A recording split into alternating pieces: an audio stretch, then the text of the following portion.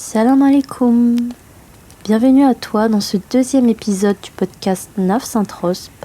Si tu ne me connais pas encore, moi c'est Lia. Si toi aussi tu es une femme musulmane reconvertie ou non et que tu te sens parfois perdue, incomprise ou tout simplement qui cherche à se reconnecter à son âme et à se redécouvrir, alors tu es au bon endroit. Installe-toi confortablement, prends un thé ou un café et profite de ce moment. Prête ? Comme je te l'ai expliqué dans le premier épisode, il y aura chaque semaine un épisode sur un thème lié à l'introspection et à la spiritualité. Tu peux aussi me trouver sous le nom Avec Lia sur les réseaux sociaux. Chaque jour, je partagerai des courtes réflexions pour t'aider à réfléchir et agir concrètement. Ce sera l'occasion de faire ce chemin ensemble, Inch'Allah. Qui suis-je ? Où est ma place dans cette dunya ? Ces questions peuvent paraître simples, mais elles demandent un vrai travail d'introspection. Parce que comprendre qui l'on est, ce n'est pas juste lister nos qualités et nos défauts ou analyser nos habitudes, c'est aller en profondeur, découvrir et comprendre nos racines, notre histoire et surtout notre rôle ici-bas. Personnellement, j'ai longtemps eu du mal à trouver ma place. Peu importe ce que je faisais, où j'allais, je ne me sentais jamais vraiment à ma place. Jusqu'au jour où mon cœur a embrassé l'islam, alhamdoulilah. Pendant un témoignage, je regardais une vidéo et une phrase m'a vraiment marquée. C'était « L'islam m'a donné une identité ». Et je la trouve si puissante parce qu'elle reflète exactement ce que j'ai ressenti. On nous met souvent dans des cases et puis après on nous attribue des étiquettes, mais ne laisse jamais quelqu'un définir qui tu es réellement. Parce que ce sont tes propres expériences qui te permettront de découvrir ta véritable identité. Dès l'enfance, on cherche déjà à comprendre qui l'on est, en nous référant naturellement à nos parents ou aux autres personnes de notre environnement familial. Ce que j'ai constaté aujourd'hui, et ce que je trouve dommage, c'est qu'on délaisse de plus en plus la transmission de notre culture, de notre langue et de notre histoire ancestrale. Toute cette richesse se perd petit à petit, et c'est seulement avec le temps que je me suis vraiment rendu compte à quel point c'était important. Mes parents sont originaires d'Asie du Sud-Est, avec 2 cultures riches et magnifiques, mais en grandissant, je me sentais déconnectée de ces 2 cultures. Pas tant niveau nourriture, ça c'est sûr, mais plutôt à cause de la barrière de la langue. Chez moi, on parlait, et aujourd'hui encore, on parle surtout en français. Et pendant les réunions de famille, les fêtes, ou même en allant en vacances là-bas, j'entendais mes parents parler leur langue maternelle avec les proches, les amis, la famille. Résultat, je ne pouvais vraiment pas m'identifier parce que je ne comprends ni ne parle la langue, et donc je ne pouvais pas avoir de vraies interactions avec eux. Ce manque a parfois créé en moi un sentiment d'écart dans des conversations ou dans les moments familiaux, non pas parce qu'on m'excluait volontairement, mais parce que je m'excluais moi-même par peur d'être mal à l'aise ou incomprise. Ce regret de ne pas avoir pleinement bénéficié de ce bel héritage m'a longtemps pesé. Et je n'en veux pas à mes parents, parce qu'il y avait déjà entre eux cette barrière de la langue, d'une part parce que ma mère ne parle pas la langue de mon père et vice-versa, et d'autre part parce que je n'ai pas non plus vraiment cherché à m'y intéresser moi-même de mon côté. Et malheureusement, c'est pas les choses sur lesquelles on se focalise plus jeune, et surtout dans un pays où ces 2 langues ne sont pas principalement parlées, comme l'anglais par exemple. Et en grandissant jusqu'à un certain âge, tu vas te préoccuper de tout sauf de ça. Avec ma reconversion, j'ai appris à voir les choses autrement. L'islam m'a permis de m'ouvrir, de mieux comprendre l'importance de mes racines et de ce qu'elles représentent. Aujourd'hui, c'est l'une des choses que j'aimerais atteindre comme objectif, Inch'Allah, d'en apprendre davantage non seulement sur ma culture, la langue, mais aussi sur l'histoire de mes parents, leurs sacrifices et leur parcours. Par exemple, j'aimerais trouver un temps où je pourrais apprendre leur langue pour essayer de la préserver cette richesse culturelle pour les générations futures, Inch'Allah. Et chaque pas, aussi petit soit-il, compte. L'islam m'a totalement transformée. À vrai dire, cette religion a eu un grand rôle dans ma quête d'identité parce que pour la première fois, je me suis sentie légitime d'être moi-même. Parce qu'à travers cette religion, ce sont ni mes origines, ni mon statut social ou mes compétences qui me définissent uniquement, mais mon caractère, la personne que je suis, mon comportement et mes actes. On pourrait penser que je suis méconnaissable aujourd'hui, que j'ai changé, entre guillemets, mais non, au contraire, je me suis trouvée, alhamdoulilah. Et ça, c'est parfois incompréhensible pour certains que tu puisses non pas changer, mais évoluer du jour au lendemain. C'est pour ça, encore une fois, que l'introspection prend tout son sens. Le but, ce n'est pas de rester sur ses acquis ou de penser qu'on est voué à être qui l'on est parce qu'on est telle personne de nature ou parce qu'on a toujours été habitué à agir, se comporter d'une manière, de se dire qu'on n'a pas le choix de vivre ainsi et que ça ne pourrait pas être autrement. C'est totalement faux. On a toujours le choix. Quand on veut s'améliorer, comprendre qui on est réellement, on s'en donne les moyens, on se pose les bonnes questions et on agit. Même si on doit échouer, même si on en vient à se tromper, le but est d'apprendre à se connaître pour se réformer tout au long de cette dunya, à travers les hauts, les bas, toutes les épreuves qu'on aura vécues pour qu'on puisse assurer au mieux notre avenir dans l'au-delà, Inch'Allah. Pour ma part, mon champ de vision s'est totalement ouvert à 360 degrés. J'ai appris à voir plus loin et non pas uniquement ma personne, cette petite personne dans cette petite case dans laquelle je me trouve. J'ai compris et appris l'importance d'être bon envers son prochain. Ce n'est pas qu'une question d'être gentil, de ne pas causer du tort à quelqu'un d'autre.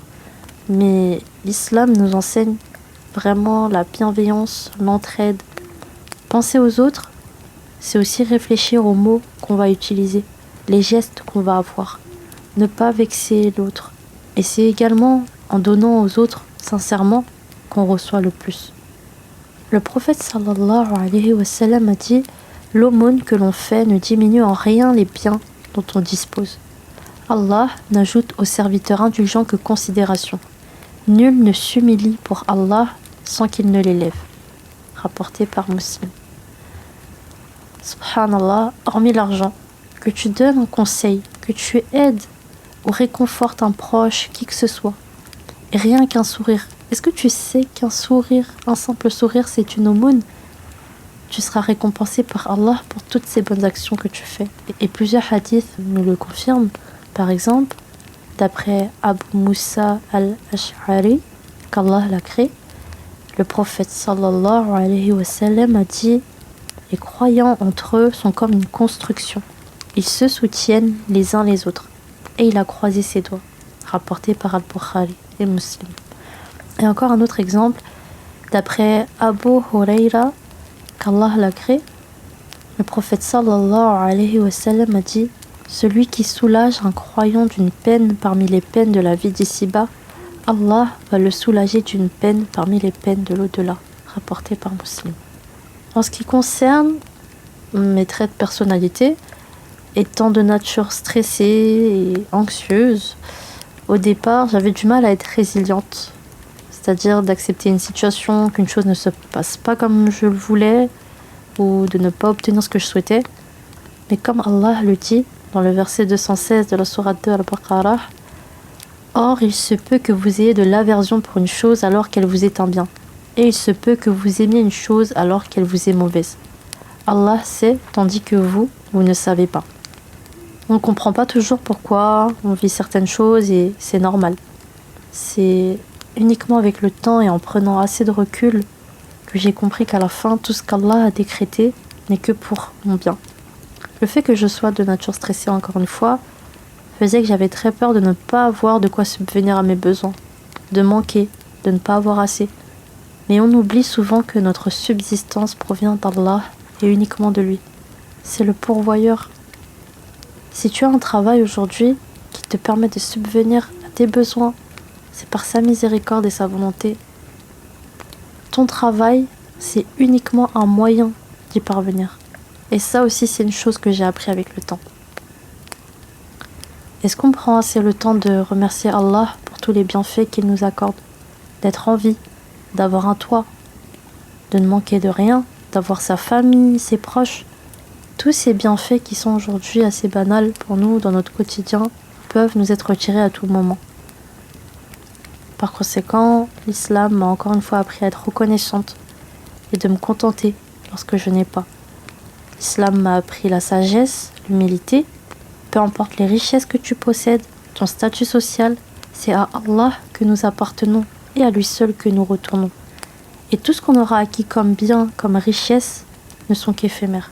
Alors pourquoi autant se focaliser sur ça en priorité? L'islam m'a également appris à persévérer et à être patiente dans ce que je souhaite accomplir. Ça peut aussi paraître fou pour toi, mais l'islam m'a donné une soif d'apprendre, de m'instruire, de m'intéresser à des choses sur lesquelles je ne m'arrêtais pas avant. Les documentaires par exemple. C'est bête, oui, mais je passais mon temps à juste regarder des séries, des vidéos pour me divertir. Je sais que les exemples que je donne sont très clichés, mais c'était vraiment une réalité pour ma part. Et bien sûr que je ne fais pas de généralité. Il y a énormément de personnes très cultivées qui ont des objectifs avant d'être reconverties. C'est juste que ma vision n'allait vraiment pas plus loin que ça. Comme je disais, je me contentais juste. Et je vivais vraiment au jour le jour. Je prenais juste ce qui venait à moi et puis c'est tout. Et puis la lecture, un autre exemple, c'était impossible pour moi. Lire un livre, pour moi, c'était une horreur. Aujourd'hui, ça fait partie de mon quotidien, alhamdulillah. Aujourd'hui, j'essaie de comprendre le monde qui m'entoure, la création d'Allah, l'humain, son comportement. Ça m'a permis de délaisser énormément de futilités, comme la musique par exemple. Et bon, ça c'est un sujet que je développerai une autre fois, Inch'Allah. L'islam m'a donné envie de m'améliorer tout simplement, à devenir quelqu'un de meilleur. Aujourd'hui, j'essaye de donner du sens à mon temps et à me recentrer sur ce qui compte réellement. En tant que musulmane, on ne peut pas se contenter de rester passive. On se doit d'agir, se mobiliser, s'aider les unes et les autres, se surpasser. Mais il faut être honnête, ce chemin n'est pas sans défi. En tant que reconverti, issu d'une famille de cultures et de croyances complètement différentes, il y a des moments où tu ne sais pas où te mettre. Délaisser des traditions familiales, avoir une opinion ou une vision différente peut être très difficile à accepter. Sans parler de la désinformation des médias qui ont créé des clichés ou des préjugés sur les musulmans, ce qui ne nous aide pas vraiment.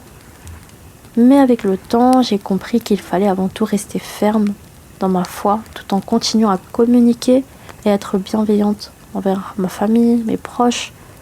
Chaque difficulté est une épreuve pour se rapprocher d'Allah et grandir en tant que musulmane.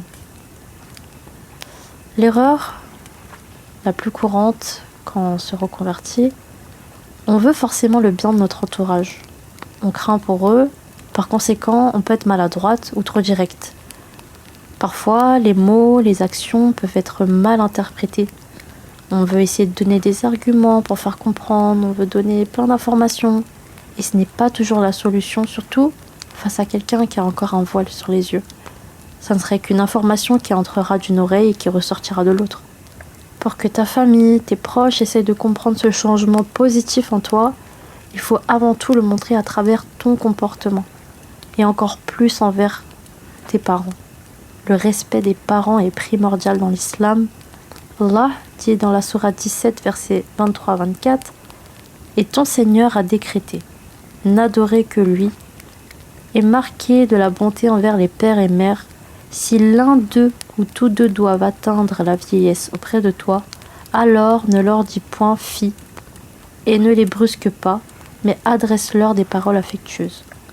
Et par miséricorde, abaisse pour eux l'aile de l'humilité et dis, Seigneur, fais-leur à tous deux miséricorde comme ils m'ont élevé tout petit. » Avant de vouloir leur faire connaître à tout prix la religion de la vérité, est-ce que tu passes suffisamment de temps avec eux? Est-ce que tu as pris le temps de savoir comment ils allaient réellement? Est-ce que tu as vraiment appris à les connaître? Honnêtement, pour tout te dire, ces questions-là, elles sont avant tout pour moi. C'était des vraies questions d'introspection pour moi-même Et je me suis rendu compte que c'est des choses sur lesquelles je prêtais pas assez attention. C'est un travail énorme à faire sur soi-même, qu'Allah nous facilite tout. Et il y a encore une phrase qui m'a marquée quand j'ai regardé un autre témoignage d'un reconverti qui m'a permis de prendre beaucoup de recul. Il a dit: lorsque vous souhaitez la guider pour vos parents, il ne s'agit pas de logique et d'intellect, mais plutôt de votre caractère et de leur montrer que l'islam est la personne que vous êtes et non la chose que vous connaissez. Alors même si parfois c'est plus fort que nous, il faut apprendre à être patient envers nos proches et leur laisser le temps de s'adapter. Parce que la meilleure manière de leur montrer, c'est à travers notre comportement, nos actes bienveillants et notre constance. Peu à peu, ils verront que la voie qu'on a choisie est celle de la vérité et de la paix, Inch'Allah. Qu'Allah accorde la guidée à tous nos proches les plus chers. Voilà la fin de ce deuxième épisode. J'espère qu'il t'a plu.